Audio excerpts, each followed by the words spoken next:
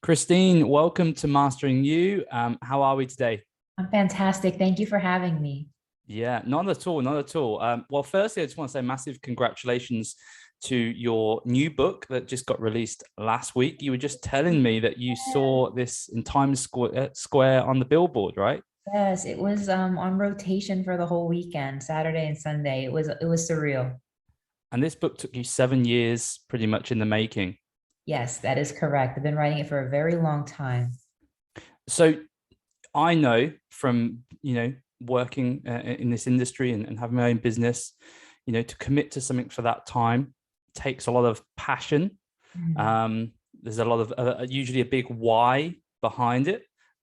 Before we get into the book and some, I think we can really share some amazing strategies for the listeners as well today, because like I was just saying to you just before we came on, we haven't had a massive amount of content and episodes around nutrition, fat loss specifically, and real strategies. So I think there's going to be some massive value there.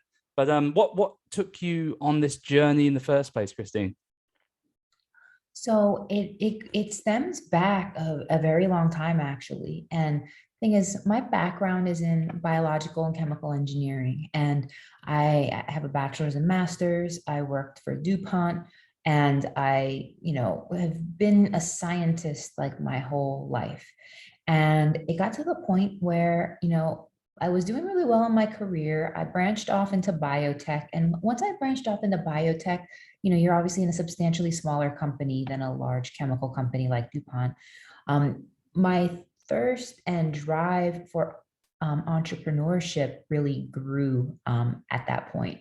And I was doing really well. And I had an offer to be a founding partner in a dietary supplement manufacturing company. So I built the plant, got me FDA registered, and I functioned as a food scientist there for several years. But during that time, um, I was so challenged and intrigued to see if here I am formulating all these sports nutrition products for people, for the masses, but yet I was struggling with my own fat loss. I was struggling. I really wanted to look like one of those really fit women that had that tight, lean body, but still looked feminine. And no matter what I did, I couldn't achieve it. And when I can't do something, I don't give up easily. I'm one of those people that I'll actually get angry before I give up because I don't like being told that I can't do something. So with that, I challenged myself, and I used to run marathons like all through like my 20s. I thought that if I just ran enough miles, if I burned enough calories, that I would have this fit, tiny, lean physique. And that wasn't Mm. the case. What I learned was you can't compete with what you eat. And I was approaching fat loss and weight loss very emotionally, very desperate, very just trying whatever. And which is so counterintuitive because I'm a scientist. I know how to think logically, I know how to think rationally. But when it came to my body, I wasn't doing that. So once I said, okay, listen, you need to look at this objectively. How many calories are you consuming? How many calories are you burning? Like, let's set up a control volume. Let's figure this out. And once I took a more scientific approach to my transformation, as opposed to just arbitrarily working out more, thinking that's going to be enough, that's when I saw the change. I know I wasn't eating enough protein. I was eating too many carbs, like so many things. And once I'm like, that's how they do it. And I felt like I discovered the holy grail. It was so encouraging. It was so inspiring for me because I was just dumbfounded through my teens and 20s of how to get to that next level of physique. Mm. And I felt like I was a failure because I couldn't do it. And I just don't accept no for an answer when it I've comes got a to question on that. So you obviously, as a scientist, it. your thinking is very sort of practical, Mhm. logical, and I found that really interesting that you said that when it came to your body, for some reason, Mhm. up until that time when you decided to really commit and make a change, Mhm. you wasn't taking the same logical and Mhm. practical approach. I think a lot of people, even non-scientists, will be able to identify with that. Oh yeah. Why do you think that is? Why did you think that? Is it the identities that we create around our bodies and our body types and our past experiences that make us more emotional? or what is it? I would agree completely. I think that we have a lot of identity with food and the comfort that comes from food. And the concept of restricting food seems like you'd be inflicting pain upon yourself. And I think that it's it's just one of those things that, like, there's just this extra variable of human emotion that you can't remove from the equation just so, like, surgically. Mm, It's a part, like, the way someone's individual relationship with food is not just like a result of their genetics, it's a result of how they were raised, like result of like what types of foods you were served, the types of feelings and emotions food brings to you. And I think that that's something that you definitely can't ignore. And it was this cloud that weighed over me until I decided to step out from under that cloud and actually take action in a logical, methodical way. and so do you think that's one of the solutions is kind of like education, like really truly Oh, yes, understanding what actually absolutely. is going on? Agree 100%, because you don't know what you don't know, right? You absolutely don't know what you don't know. And I think that so many of us can just feel very hopeless, can feel very desperate, we can feel very like, well, this is it for me. This is just what my body's going to be. And the reality is that's not true. There's a lot you can do, and there's a lot you can do in a very calculated amount of time, but you definitely do need to make changes and do them consistently. And I was just at the point where I'm like, I'm ready. I was sick and tired of being sick and tired. I didn't want to go another day being just frustrated, but then doing nothing about it. You know what I'm saying? 'Cause it's Yeah. one thing to be frustrated and complain, but it's another thing to be like, you know what? Let me actually do something about it. Because otherwise, you're just making noise. You're not, you're just grumbling for no reason. Yeah. And I wanted to do something about it. Awesome. So what was step one? Step one was identifying how many calories I needed to consume in a day. And I did this experiment where for about a week, I tracked everything I ate in a food diary. This was before my Fitness Pal. This is before like all the Yeah. sophisticated apps. I wrote it all down. I entered it into an Excel spreadsheet, and I really tabulated and took an eyes wide open approach to how much I was actually eating. So I determined my total daily caloric intake. And then I determined the macros of what I was currently eating. What I was currently eating was high, very high in carbohydrate. I wasn't getting enough protein. I was eating too much fat. And even though I was eating like healthy foods, I was eating chicken, I was eating rice, I was eating vegetables, I was eating clean, like people say, Mm, but my portions were so big. Like I was putting lots of heavy creams in my coffee, like my snacks, like I was just eating too much. mm. And I needed to, number one, dial that down. I needed to start portioning things out, and I needed to shift the composition of my calories. Sure. Sure. Yeah. I mean, we really do encourage. So we have a couple of protocols that we use with our coaching at LPT. We generally start off on more of a habit-based approach. I'll be keen to hear what your opinion on this is. Mhm. My take on tracking and calories is until there are certain foundational habits that are in place, the calorie tracking serves a lot less value. Um, so, we typically want to make sure people are getting well hydrated. They're making it to their training sessions that they're signing up for. And ultimately, they're starting to follow what we call a SIF protocol. So we aim for at least 80% of the foods to come from single ingredient food type recipes. So but essentially whole foods. Mhm. Because you can obviously track your calories. But if you're eating, let's say 100% of your food from processed, you know, yes, that's going to give you a good idea on where you are at with regards to how many carbs you're eating and how many fats and proteins. But ultimately, until we can start to build some good habits with just cooking some good, Mhm. healthy, nutrient dense foods, it's not going to have as much value. That's just our protocol. But this often is around a sort of a 2 week mark where we're very much habit based.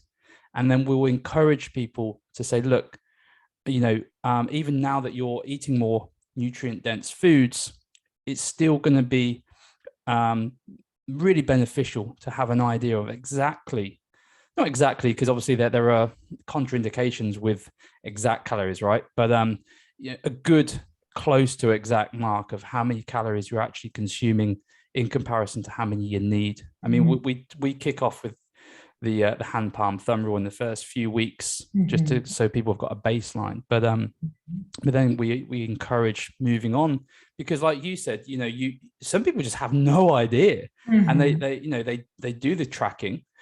We aim for 7 days as a minimum target, where they can get within 80% of their calorie target that we set for them. But that can be just a complete game changer, almost like a paradigm mindset shift, because they've been like, wow, I've been doing this for 10 years. I had no idea really that my carbs were like 70% of my intake. Yes. And that can, I mean, what is it? Have you got anything to say to that? Yeah, no, it's very eye-opening. And to be honest with you, I remember being like offended at how much I was eating. I was like, it's just devastating. And to speak to what you were talking about with like habit changes, I'm all for that. I think that those are wonderful things, and those are things I definitely promote.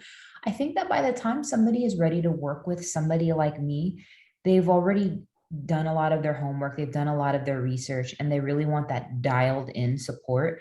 And what I look at macros is, again, for those who are listening who don't know what a macro is short for the term macronutrient. All food is made up of either a protein, a carb, or a fat, and they are nutrients that our body requires in large quantities. So before you get to the point where you're really dialing in your macros, I think that those habit changes are great. I think that they're very helpful, but I like to look at macros like a GPS.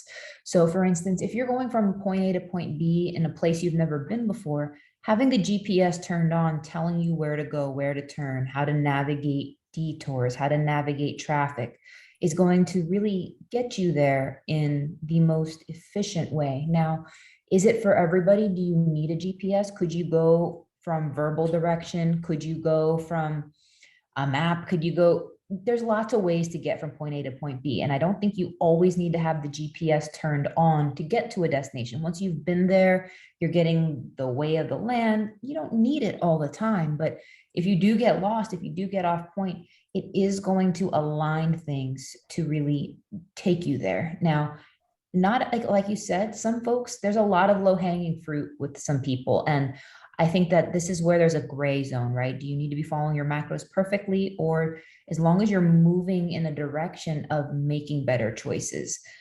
you're eating better quality foods, you are exercising more, and it's going to be different for everybody. And, not every individual is going to be ready to just jump in the gate and start tracking all of their food. Some people need to work their way up to that. Yeah. But for the people who are ready for that, it's really like, because a lot of people who work with me, they typically find me on YouTube, and I have a really big YouTube presence. I've been on there since 2011. I have close to 1,000 videos. So like people feel like they know me after, going down the rabbit hole of videos. So by the time someone works with me, they're really ready for this. Yeah. I think that's a really good point. And I agree. I think it comes down to like most things in life, that there's never one exact answer to anything, right? It's the right thing for you.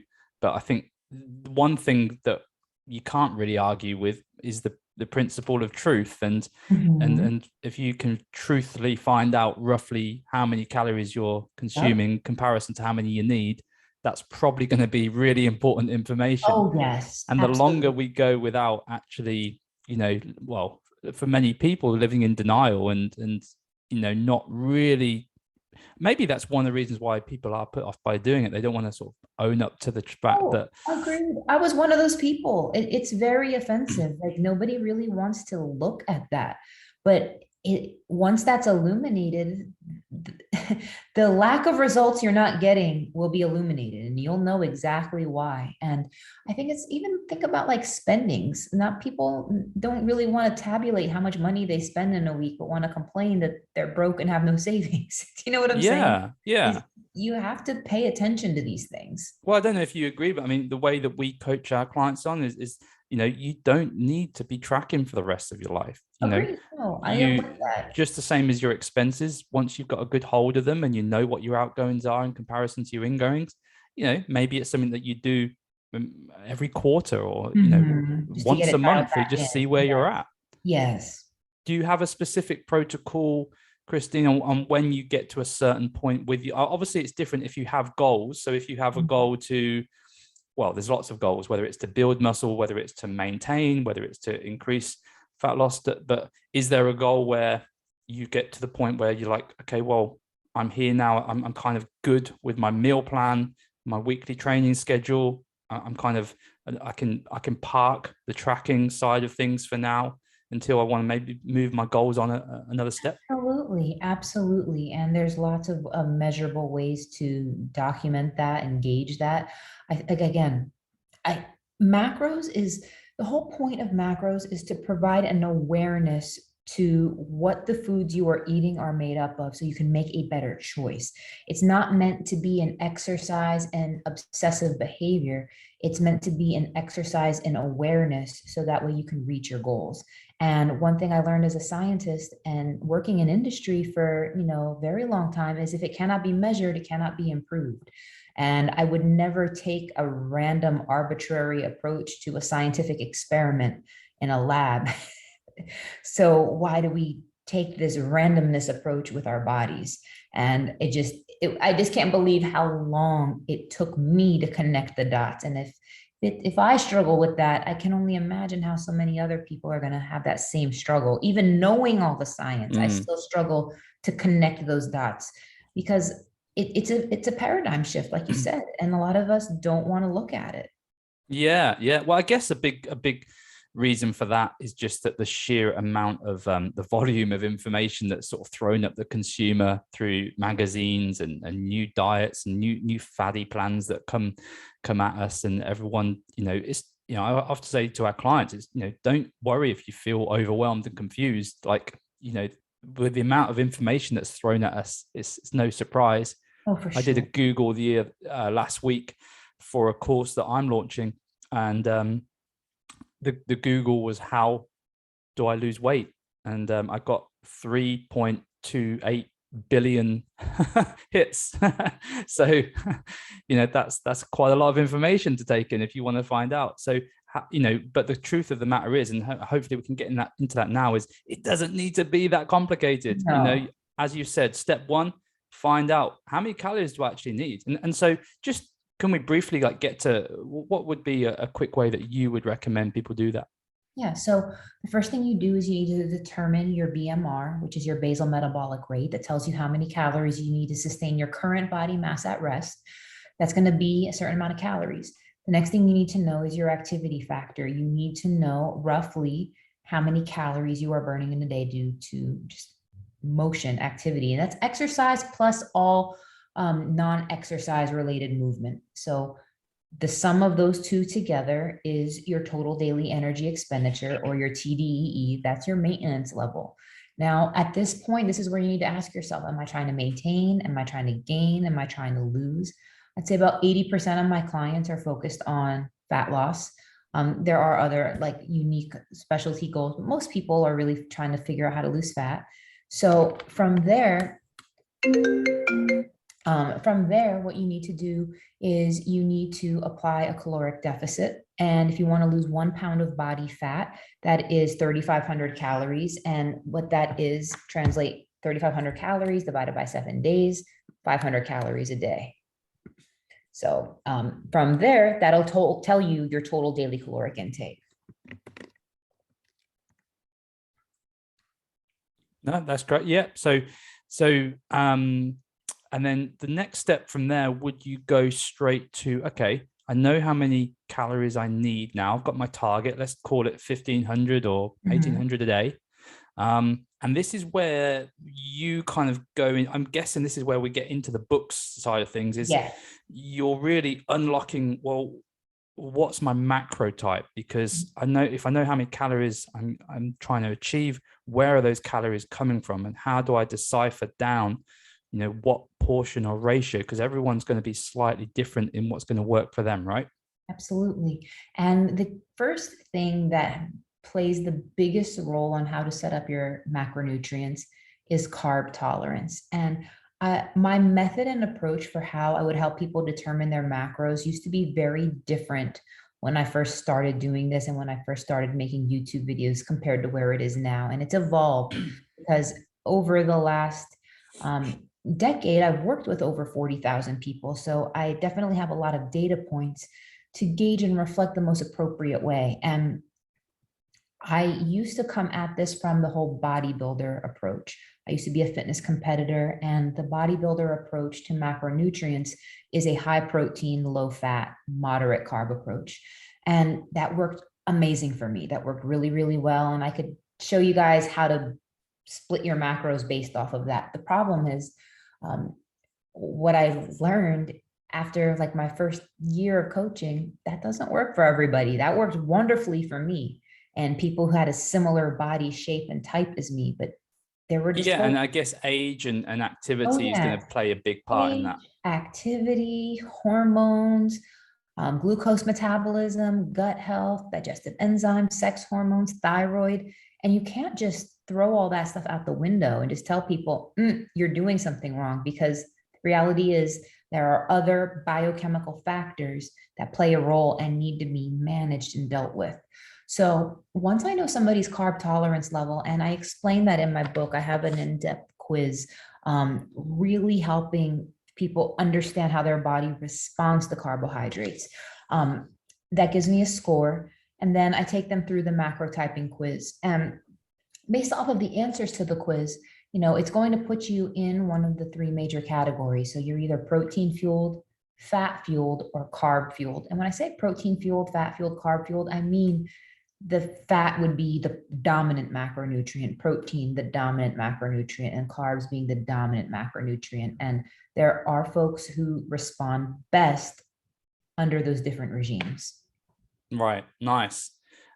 So, and this is where we get into a little bit of somatotyping, right? Mm-hmm. So, yes. And I worked with on YouTube, some of my most popular video talking about body types and somatotypes, actually 2.3 million views. And while there are three body types, right? The mesomorph, ectomorph, endomorph. Ectomorphs tend to be naturally lean, struggle to gain muscle, can lose weight easily. Mesomorphs have a tendency to build muscle quite easily, but we could also gain weight relatively easily if you're not paying attention, but can lose it easily with focus.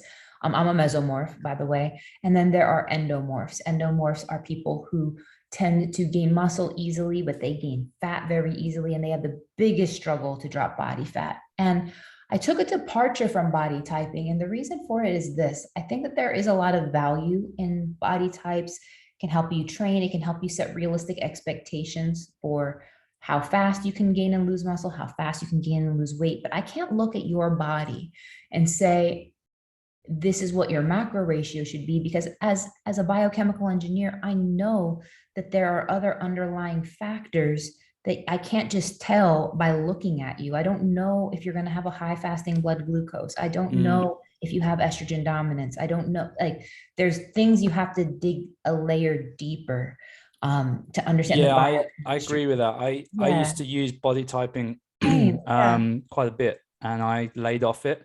Because you get this in health and fitness, you get these gray areas where there's lots of sort of contraindications, and one of them for me is you can get that kind of ecto becoming looking more like a meso, or meso looking more like an endo if they've gained weight, and then people kind of get confused. It can add a bit more confusion to the mix than not. But then like everything, it's got its benefits as well. For sure. And I think the beauty of body typing is this. It says we're not all the same. It says, what is possible for one person's physique is not necessarily going to be as practical for another. So I think especially with women, like we'll see a celebrity and be like, I want to look like that. But you have to understand the confines and context of looking the best version of you.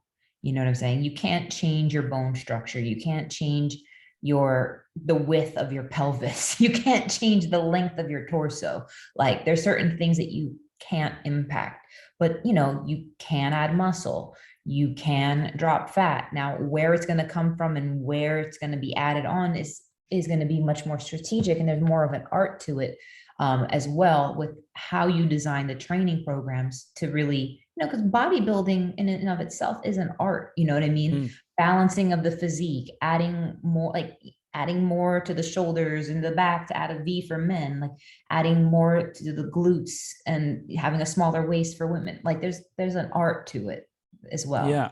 And so I'm guessing you moved a little bit away from the somatotype and the body typing, more Yeah. focusing on the carb tolerance. Is that where you kind Correct. of, yeah, Yes. I'm pleased And to hear that. So could you yeah, just speak to the audience about why carb tolerance is such an important factor for people, particularly with the weight loss journey? because there's a spectrum when it comes to carb tolerance. On one end of the spectrum, we have people with very low carb tolerance, and those folks are the type 2 diabetics, folks who have insulin resistance, hormone imbalances, and they cannot tolerate high levels of carbs. The reason why they can't is because when your body consumes a carbohydrate, your blood sugar goes up. That blood sugar, the sugar in the blood needs to be shuttled out of the blood and into the cells. And there are a lot of people whose cells are just non-responsive. And the problem with that is you have a high blood glucose, your cells are not receiving the energy. So you are actually starving on a cellular level, even though you just ate. And as a result, your cells send your brain the signal saying, I'm still hungry, even though you just ate. So people who have those perpetual sugar cravings, they think it's them. They think it's poor willpower. It's not you. Your body is not able to shuttle that into the cell. So what's going to happen at a toxic state, that extra calories, that glucose will be stored as fat.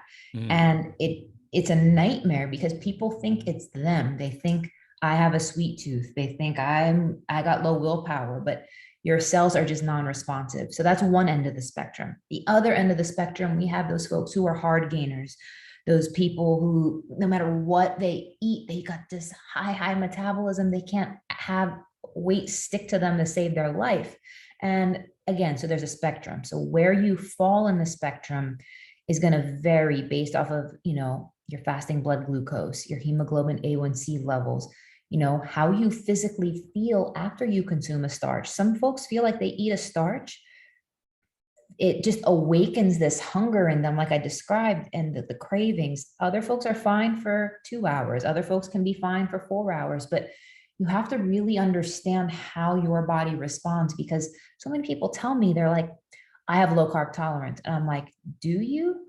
Or do you just feel tired when you eat excessive carbohydrates? Like if you Yeah. Yeah. have a sweet potato, a modest portion of sweet potatoes, how do you feel? And they're like, oh, well, if I do that, I feel fine. So I'm like, you really don't have low carb tolerance. And what I find is so many people just arbitrarily go on low carb and they don't necessarily need to. And Mm. 1 gram of carbohydrates binds 3 grams of water. You go on a low carb diet, you start seeing weight go away. You think you're losing weight. You're not losing body fat. You're just losing water weight. So many people start eliminating carbs when they don't actually need to. You have no glucose metabolism issues. You would actually do great to have carbs. It give you more energy, help you train. So I think the goal of the book is to allow people to have a journey in self-discovery so they can see themselves, see which one am I, what makes sense for me. And there's going to be a lot of introspection throughout the process of reading the book. Nice. Nice. Are you um a fan of doing sort of blood glucose testing regularly? Is that one of your protocols? That is something that can be done. I'd say on a quarterly basis, Mm. maximum. But testing your fasting blood glucose and testing your hemoglobin A1C, those are two conclusive ways to determine whether or not you actually have an issue. So if you don't really need to worry about it. But if you do, if your A1C levels are greater than 5.7, 5.7 to 6.4 for the A1C, that's pre-diabetic. Greater than 6.4 is diabetic. So let's say we find out you're diabetic or even pre-diabetic, that is something we are going to want to monitor, because you can reverse out of it. I have clients reverse out of pre-diabetes, diabetes all the time with Mm. proper nutrition. I can And imagine. I can imagine. Yeah. yeah, and no medication, and people are just astounded, but it's like your food is your medicine. Yeah, and this is just such an important thing. Like the world that we're living right now. I mean, diabetes is Huge. just awesome. Yeah. In America, I'm not sure what it is in the UK. In America, 1/3 of the population has insulin resistance. Like Mm. that's a lot of people. It's a Yeah. lot. Yeah. I mean, I don't know how you feel. I do feel like we have a bit of a kind of we're swimming in against the tide a little bit Mhm. with regards to making progress, because let's face it, that there's a lot of bad information, and we're just sort of bombarded with advertisements for processed food type foods. What's the solution apart from reading your book and taking advice and then implementation? I think people need to establish their new normal. And what I mean by that is you really need to have an honest conversation with yourself about the quality of life you want to experience. Mm. And it's not going to be something that's solved in 30 days. It's not going to be something that's solved with this quick fix program type thing. You got to really say, like, you know what? I want a better quality for my life. I want, like you were saying, eating real whole foods, single ingredient foods. Like, you got to stop looking at it as a short-term project of something you just got to suck up for a short period of time and say, you know what? I want to eat better overall. I want to have a higher quality existence, because the reality is people think that there's more freedom in being able to eat whatever you want, whenever you want. And the reality is that's actually chaos. There's Mm. no boundaries, there's no structure in that. The real freedom is in eating foods that are going to nourish you. And once you align what you consume with what your body actually needs, that's when you actually feel your best. Like, you're Yeah. not craving things, you feel full and satisfied, your skin is glowing, you sleep better, your confidence is up, like you have more energy. Like, we have to stop feeding this notion that being able to eat whatever, do whatever, whenever, any day, time, night, that's not freedom. You need boundaries. Boundaries are actually quite helpful and valuable. Imagine the highways with no stoplights, no speed limits. Like, come on, like there's value in boundaries. And I think people need to explore that and really have this overall overhaul with how they want to live. Because I Mm. tell you what, I feel amazing when I eat quality food. You don't feel stuffed, you don't feel bloated, you just feel nice. Yeah, it is quite transformational. We Oh see it with yeah. our clients when they really sort of follow the plan. One of the things I think isn't really understood is what you were saying about just even with the carb tolerances, just how different everyone's bodies Oh do yeah. tolerate certain carbohydrates, even what we consider healthy certain carbs, whether it be Mhm. rice, whether it be oats, bread. For some people, it can have a real effect. For others, it doesn't have any effect. Can you Mhm. just sort of speak to that a little bit? Why that is? Absolutely. So the reality is there are going to be some folks who, again, have a poor glucose metabolism. There are going to be some folks who have hormone imbalances. When your hormones are imbalanced, it does compromise your body's ability to facilitate the shuttling of insulin management with regards to managing your carbohydrates. Same with a thyroid, same with gut health, same with uh, food intolerances. What's going to work for one person is not going to work for another. And I have clients who have some of the most innocuous food intolerances where they'll be like, they can't eat broccoli, they Mm. can't eat cruciferous vegetables. And they're like, what? This is healthy. Why can't I eat it? But it's just, you know what? I challenge people. There's no right or wrong way to eat. It's just a matter of what's right for you. And I tell people, don't worry about what this person's doing. Don't worry about what works for your husband or your partner or your mom or your sister or your child. Like, focus on what works for you, because everyone wants to compare. They want to take, like, well, why can't I eat this? Why can't I eat that? Instead, I encourage them to look at it from an add to the plate mentality as opposed to an exclude from the plate. So it's, instead Mm. of, I can't have starches, it's like, well, you know what? I get to have more leafy greens. I get to have more healthy fats. I get to have more olives, avocado, coconut, like cheeses. Like I get to have more salmon. Like look at it from what you get to eat. Yeah, yeah, no, great stuff. Um, just on that and attitudes and beliefs, what are some of the most common misconceptions around diet protocols for fat loss, for improving the health that you come across as a coach? Number one thing is that you need to eat less to lose weight. And so many of my clients are like, Christine, this is so much food. Are you sure I'm supposed to eat this much?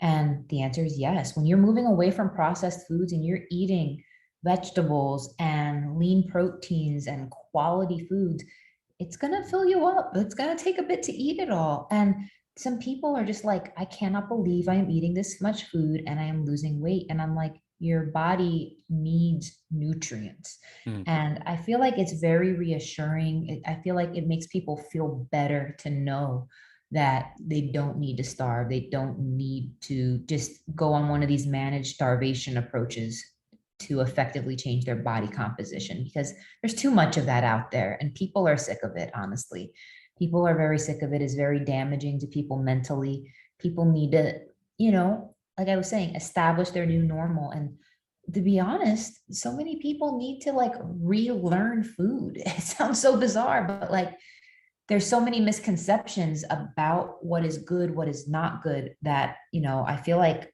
I'm almost working with like infants at sometimes, Yeah. because their knowledge and relationship with food can be so strained that like I have to really take it step by step to help people have that confidence in their food again. Yeah, I think because of the because of how, if you think about the last 30 years, processed foods is what's scaled, and it's put this massive barrier between what food is at a root level to the consumer, so much that that relationship is so it's like a distant relationship, isn't it? And Oh yeah. we're disconnected as a result of being so disconnected. And like you say, it's almost like we're having to come back full circle to understand where our food actually comes from. It doesn't actually come from a cardboard box or a Yes. packet. No, it makes a big difference. I couldn't agree with you more. Yeah. Yeah, unlock your macro type. What your big hopes for this book then, Christine? Will I will I be coaxed for the book? What are your big hopes? Oh, my big hopes. I'm so sorry. I'm sorry, I misunderstood.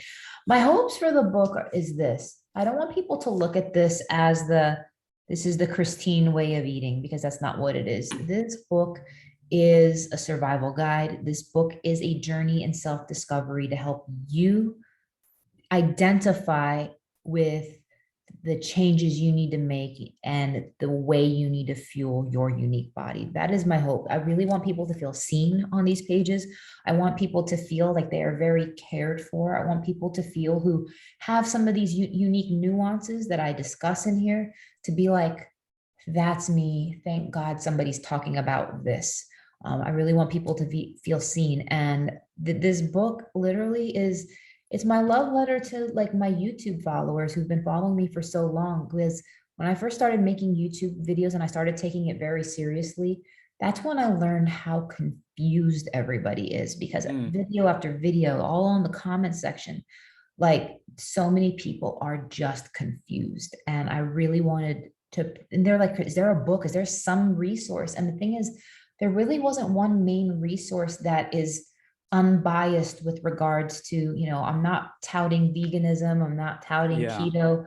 Those things can work and they can align with this, but I'm saying, let's take all of the pop culture aside. Let's figure out what works for you. And I really want people just to feel seen and feel a sigh of relief as a result of reading this book.